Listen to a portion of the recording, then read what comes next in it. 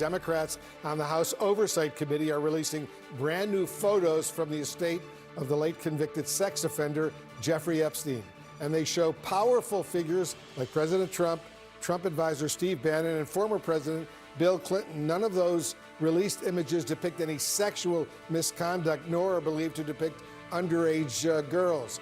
It was not immediately clear when or where they were taken, or by whom, for that matter. I want to go live right now to CNN anchor and chief White House correspondent Caitlin Collins, who's been working the story for us. Caitlin, what are we learning from these new images? Well, this is some reporting I've done with my colleague Annie Breyer, and basically what we're getting and what we're seeing being released today are photos from the Democrats on the House Oversight Committee. It's from Jeffrey Epstein's estate, which has been turning over emails and other records of his from his life. Hey everyone, Adam here. So what just happened? At what was supposed to be a routine Senate Judiciary hearing, a senator dropped a grenade, asking Attorney General Pam Bondi under oath about Epstein files containing photos allegedly showing Trump with half-naked women. Let me ask you something else. There's been public reporting that Jeffrey Epstein showed people photos of President Trump with half-naked young women. Do you know if the FBI found those photographs in their search of Jeffrey Epstein's safe or premises or otherwise? Have you seen any such thing? You know, Senator Whitehouse, you sit here and make salacious remarks, once again trying to slander President Trump left and right, when you're the one who was taking money from one of Epstein's closest confidants, I believe, I could be wrong, correct me, Reid Hoffman, who was with Jeffrey Epstein on multiple occasions. And the senator sitting right next to you tried to block the flight logs from being released. Yet you're grilling me on President Trump and some photograph with Epstein? Come on. The question is, did the FBI find those photographs that have been discussed publicly by a witness who claimed Jeffrey Epstein showed them to him? You don't know anything about that. Okay. The room went silent, and Bondi froze. That freeze, on live television, under oath, in front of the entire country, said more than any answer could have. Not a pause, not a moment of hesitation while she gathers her thoughts. A complete, total physical shutdown. She stops moving. She stops speaking. She is sitting there at the witness table, under oath, in front. Those photographs that have been discussed publicly by a witness who claimed Jeffrey Epstein showed them to him. You don't know anything about that. Okay? Here's what we cut to something else. She knows what is coming next. She knows what is in those files. She has seen what those photographs show. She understands the implications in a way that only someone with access to the evidence can understand, and she cannot handle it. The reality of what is about to be discussed in public, on the record, under oath, is too much for her. So she does not answer the question. She cannot answer the question.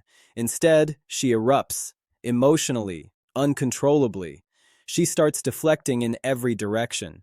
Senator Whitehouse, I would be happy to sit down with you regarding any threat to any federal judge in this country. We take threats very seriously. I will set a meeting with you, with Director Seralta of the U.S. Marshals, and I will be there. And we will talk about any threats on federal judges, including orchestration, who threatened them or who orchestrated them. Bingo. Thank you. She talks about Democratic smears, partisan attacks. She attacks the committee itself. She throws out every distraction she can think of, desperately trying to change the subject, to shift the focus, to get away from the Epstein question. Because Bondi knows something that the rest of the world is only beginning to understand. If she has to answer directly about those photographs, if she has to acknowledge what is in those files and what they show, then everything falls apart. The narrative, the defense, the carefully constructed wall of denial, all of it comes crashing down. Now, while this is happening in real time, while Bondi is having a complete meltdown on live television in front of the Senate, Donald Trump is watching. Trump is aboard Air Force One. He is flying somewhere, probably to a rally or a fundraising event, the normal routine of a sitting president. And he has the television on. He is watching his Attorney General crumble. He is watching the Epstein files get mentioned publicly in the Senate chamber. He is watching the photographs get referenced in front of the entire government. And Trump completely loses it. Not metaphorically, literally. He explodes with rage. He starts screaming at the reporters who happen to be on Air Force One with him, the press pool that travels everywhere the president travels. He is calling them the worst reporters. He is ranting about fake news and dishonest media. He is shouting uncontrollably, his voice rising, his face reddening, his entire body shaking. The people who are watching him, his aides, his security detail, the staff who travel with him every day, they can see exactly what is happening. The President of the United States is having a panic attack, live, on Air Force One, while the entire world watches his Attorney General fall apart on television. He is not in control of himself anymore. He is not thinking clearly. He is not strategizing or calculating or doing any of the things that a president is supposed to do in a crisis. He is just reacting. Pure emotion, pure panic, pure fear. Because the Epstein files are being exposed publicly in the United States Senate, and there is nothing he can do to stop it. His aides move quickly. They have to protect the president. They cut the camera feeds from Air Force One. They cut the audio feeds. They do not want this broadcast live to the entire world. They do not want people seeing the President of the United States having a complete emotional breakdown because his Attorney General is admitting, under oath, to mishandling evidence that implicates him in the Epstein scandal. But it is too late. The damage is already done. The reporters saw everything. The entire press pool witnessed the President losing control. They saw him shaking. They heard him screaming. They watched him lash out at everyone in sight, and they are going to report every second of it. They are going to tell the American people exactly what they witnessed. They are going to describe the panic attack in detail, and that is devastating for Trump, not because of what the reporters will write, though that will be bad enough, but because of what the panic attack represents. The complete, total collapse of Trump's narrative about Epstein. For months, Trump has been dismissing the Epstein scandal as unimportant. He has called it boring. He has said it is all made up, all exaggerated, all a political hit job. He has insisted there is absolutely nothing to it. He has tried to minimize it, to make people think it does not matter, to push it out of the public consciousness. But now his own Attorney General, the top law enforcement officer in the country, is sitting in front of the Senate, admitting under oath that she mishandled documents related to Epstein. Now photographs are being referenced in the Senate that allegedly show Trump with half-naked women from Epstein's safe. Now the very existence of these files is being confirmed in a public hearing. Trump cannot deny it anymore. He cannot dismiss it as fake news. He cannot call it boring. He cannot pretend it does not matter. Because his own Attorney General just confirmed the allegations under oath in front of the entire Senate on live television. And the panic attack. The fact that Trump had a complete meltdown when the Epstein issue was brought up.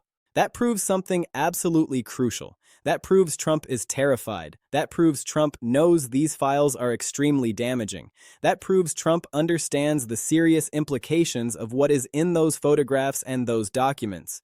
If it was really nothing, if it was really boring like he claimed all along, then why would he panic? Why would he lose control completely? Why would he start screaming and shaking and lashing out at reporters? Why would the Attorney General of the United States freeze up and start shaking when the subject was raised? The panic attack is an involuntary admission.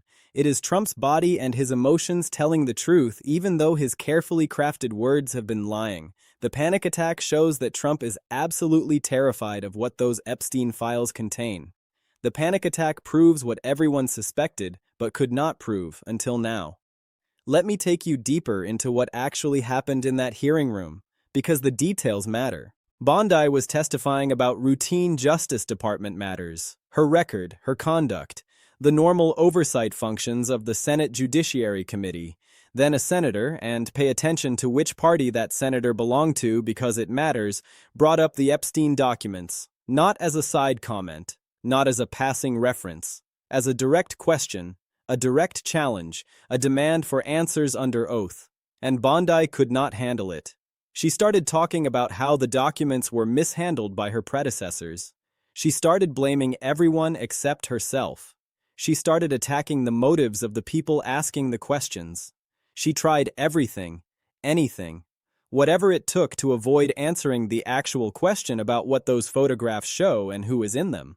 But the question was asked, the question was on the record, the question was broadcast live to the entire country. And Bondi's response, her freezing, her shaking, her desperate deflections, told the world everything that her words tried to hide. Now, about those photographs. We have not seen them. The public has not seen them.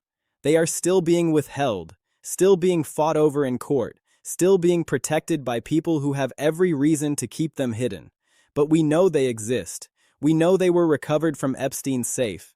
We know they allegedly showed Donald Trump with half-naked women, and we know that the Attorney General of the United States, under oath, could not bring herself to deny it.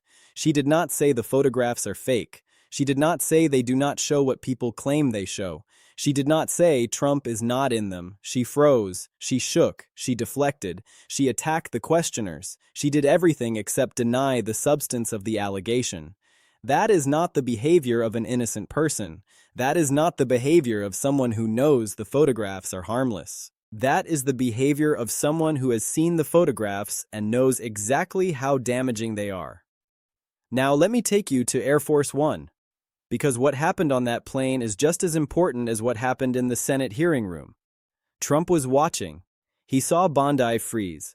He heard the Epstein files mentioned. He heard the photographs referenced. And something inside him broke.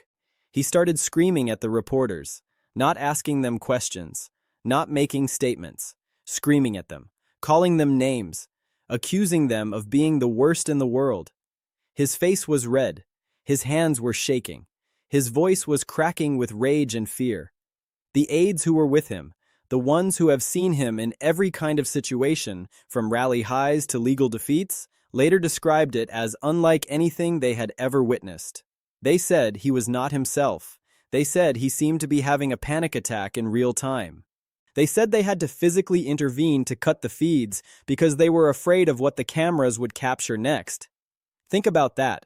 The president's own staff, the people who are paid to protect him and advance his interests, decided that the situation was so bad, so damaging, so dangerous to his public image that they had to shut down the live feeds from Air Force One. They did not want the American people seeing what was happening. They did not want the world watching their president fall apart. But the reporters were still there. The press pool was still watching. And they are not bound by the same political considerations as the president's staff. They are there to report what they see. And what they saw was the President of the United States having a complete emotional breakdown. They saw him shaking. They heard him screaming. They watched him lose control. And they will tell that story. They will write those articles. They will describe every detail for the American people. And the American people will draw their own conclusions about what is in those Epstein files, about why the Attorney General froze up when asked about them, about why the president had a panic attack when they were mentioned, about what everyone is so desperately trying to hide. Let me talk about what this moment represents, because it is bigger than just one hearing or one panic attack. This is the moment when Trump's narrative about Epstein collapsed. For months, years even, he has been trying to distance himself from Epstein. He has said they had a falling out. He has said he knew nothing about Epstein's crimes. He has said the whole thing is overblown. He has dismissed questions about their relationship as boring and irrelevant. But now the Attorney General of the United States, his hand-picked top law enforcement officer, has confirmed under oath that there are files, that there are photographs, that there is evidence that implicates people in the Epstein scandal. And her physical reaction to being asked about it, the freezing, the shaking, the desperate deflections, told the world that the evidence is real and it is damaging, And Trump's reaction, the panic attack, the screaming, the loss of control, told the world that he knows exactly how damaging it is, that he is terrified of what those files contain, that he has been lying when he said it was all nothing. The panic attack is an admission, not a verbal admission, not a signed statement, not a sworn affidavit, but an admission nonetheless. The body does not lie. The emotions do not lie. When someone is genuinely innocent, when they know there is nothing damaging in the files, they do not have panic attacks when the files are mentioned. They do not freeze up and start shaking. They do not scream at reporters and lose control. Innocent people act innocent. They answer questions calmly. They deny allegations directly. They engage with the substance. They do not deflect and attack and try to change the subject. Bondi did not act innocent. Trump did not act innocent. They acted like people who have something to hide, like people who are terrified of what will happen when the truth comes out, like people who know that their entire world is about to collapse.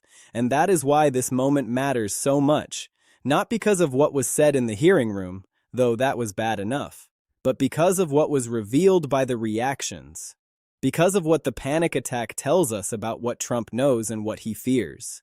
Let me give you a few more details about the hearing, because the more you understand what happened, the more devastating it becomes. Bondi was not just any witness. She is the Attorney General, the highest law enforcement official in the country, the person responsible for overseeing the Justice Department, for enforcing federal laws, for ensuring that justice is done. And she was sitting there, under oath, unable to answer a simple question about documents that her own department possesses. The senator who asked the question did not ambush her. The Epstein files have been a subject of public discussion for years. Everyone knew they would come up. Everyone knew the questions would be asked. Bondi should have been prepared. She should have had an answer ready. She should have been able to respond calmly and directly. Instead, she fell apart. She froze. She shook. She deflected. She attacked. She did everything except answer the question, and the cameras captured every second of it. The footage will be replayed endlessly. The clips will be shared on social media. The moment will become part of the permanent record of this administration. Bondi, shaking at the witness table, unable to speak, unable to function, because someone asked her about the Epstein files. Now, about those files. What exactly is in them? We do not know all the details. The documents have not been fully released. The photographs have not been made public. There are court battles ongoing over whether they should be released and who has the right to see them. But we know enough. We know the files exist. We know they were recovered from Epstein's safe. We know they allegedly contain photographs of powerful people, including Donald Trump, with half-naked women. We know that multiple investigations have been trying to get access to these files for years. We know that the people who have seen them describe them as explosive. And now we know that the Attorney General of the United States, under oath, could not handle being asked about them. And the President of the United States, watching on television, had a panic attack when they were mentioned. That is not nothing. That is not boring. That is not fake news. That is the most damning evidence we have seen yet about what is actually in those files and what Trump is so desperate to hide. Let me talk about what comes next, because this story is not over. It is just beginning. The Senate hearing will continue. Bondi will have to return. She will be asked again about the Epstein files. She will have to answer eventually or face contempt of Congress. The questions will not go away. The pressure will not let up. The photographs will be released. Eventually, through court order, through leaks, through some mechanism. The truth has a way of coming out, no matter how hard people try to hide it. And when those photographs are released, when the American people can see for themselves what is in them, the political landscape will shift dramatically. Trump will have to respond. He will have to explain why his Attorney General froze up. He will have to explain why he had a panic attack. He will have to explain what is in those photographs and why he was so terrified of them being discussed in public. And there is no good answer to those questions. There is no explanation that makes this look better. The panic attack already told the world the truth. The rest is just details. The 25th Amendment has been mentioned by some lawmakers. The idea that Trump is not fit to serve physically or mentally. The panic attack on Air Force One, witnessed by the press pool, documented by reporters, will only add fuel to that fire. If the president cannot control his emotions when a difficult topic comes up, if he falls apart under pressure, how can he be trusted to lead the country? These are not partisan questions. These are basic questions about fitness for office, about whether the person sitting in the Oval Office has the psychological stability to handle the pressures of the presidency. And the panic attack on Air Force One suggests that the answer to that question is no. Let me bring this all together. Because the story here is simple, even if the implications are not. Pam Bondi, the Attorney General, was asked about the Epstein files under oath in front of the Senate. She froze. She shook. She deflected. She could not answer the question. Donald Trump, the president, watched this happen on Air Force One. He had a panic attack. He screamed at reporters. He lost control. His aides had to cut the live feeds. The panic attack is an admission. It proves Trump is terrified of what is in those files. It proves he knows the photographs are damaging. It proves that his claims about the Epstein scandal being boring and made up were lies. The narrative has collapsed. The denial is over. The truth is coming. And Trump knows it. Drop a comment below. Tell me what you think. Does the panic attack prove that Trump knows what is in the Epstein files? Or is there another explanation for why he lost control? I want to hear from you. And I will see you in the next video.